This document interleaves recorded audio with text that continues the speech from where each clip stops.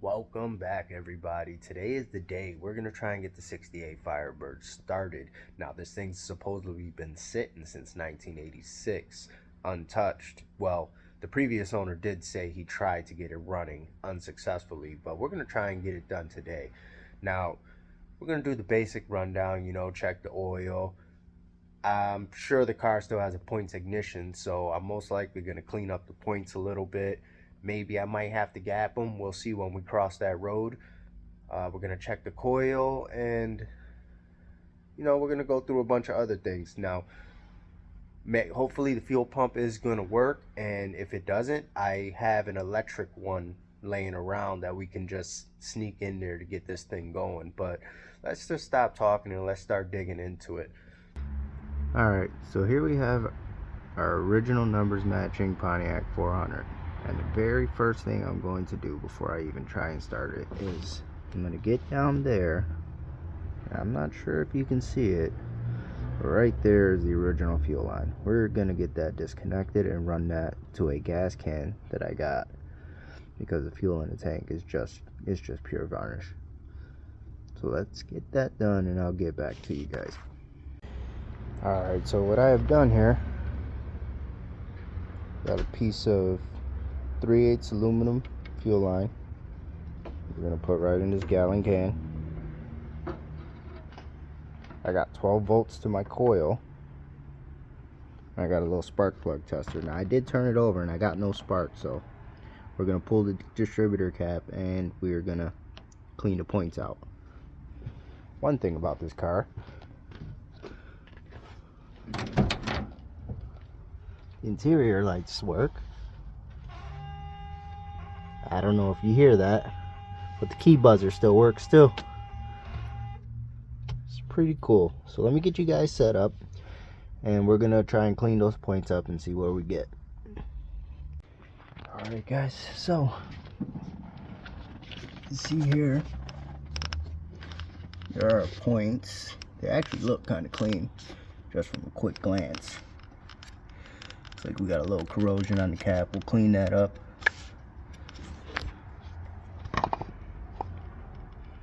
Let's clean up the cap, clean all our contact points, and then give her another shot. I just got a little 320 sandpaper. And here are my points. I'm gonna lightly clean those off.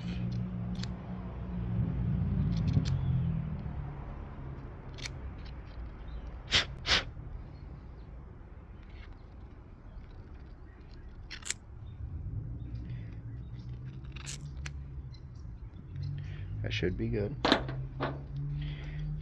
Now we'll lightly scuff our rotor.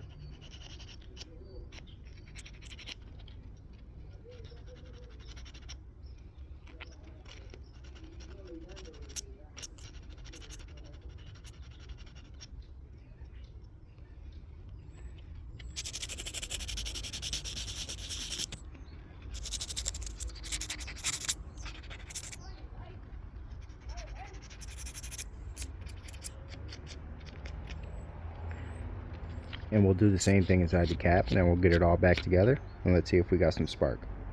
We got the points all cleaned up. I laid my coil wire here and we're about to check for spark.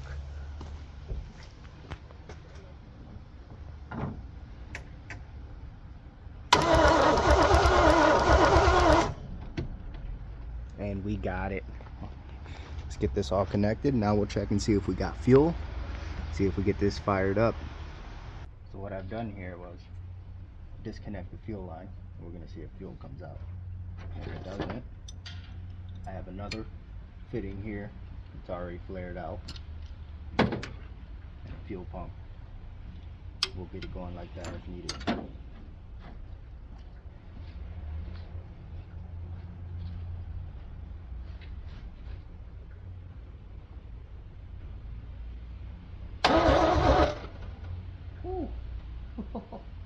Well, yeah, fuel pump works. Which one? Fuel pump works. Which one? Oh, that one? Yeah. Sure does. Let's get it back connected. We'll tape off all these vacuum leaks. We'll see if it fires.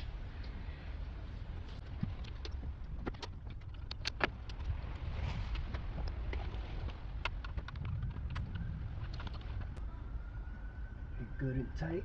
Now I'll tape up those vacuum leaks and get some starting fluid, see how it does. Alright, so we're going to put some fuel in the bowl, pre-fill it.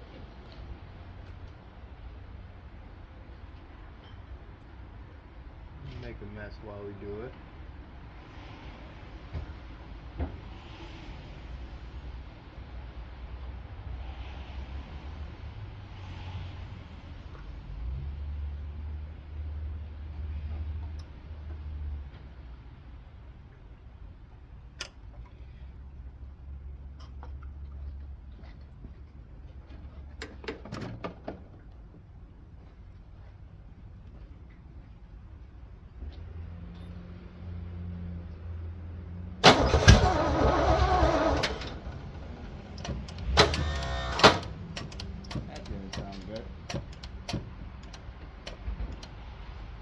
Check the battery terminals.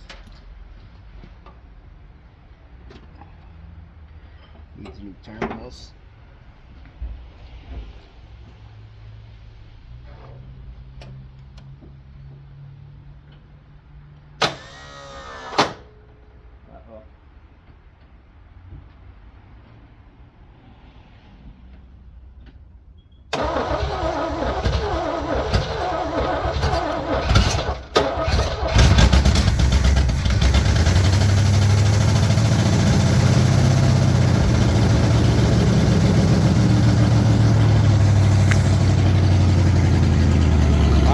First start since 1986.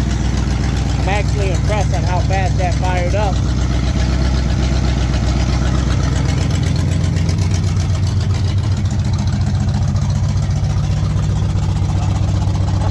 Looks like we got some mouse shooting out.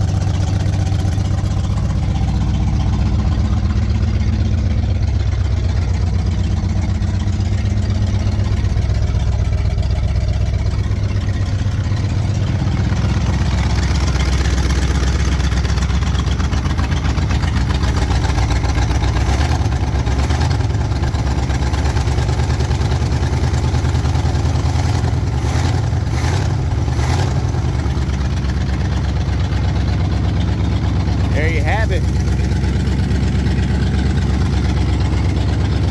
Now we got to go through the brake system, and then we'll see if we get our first drive.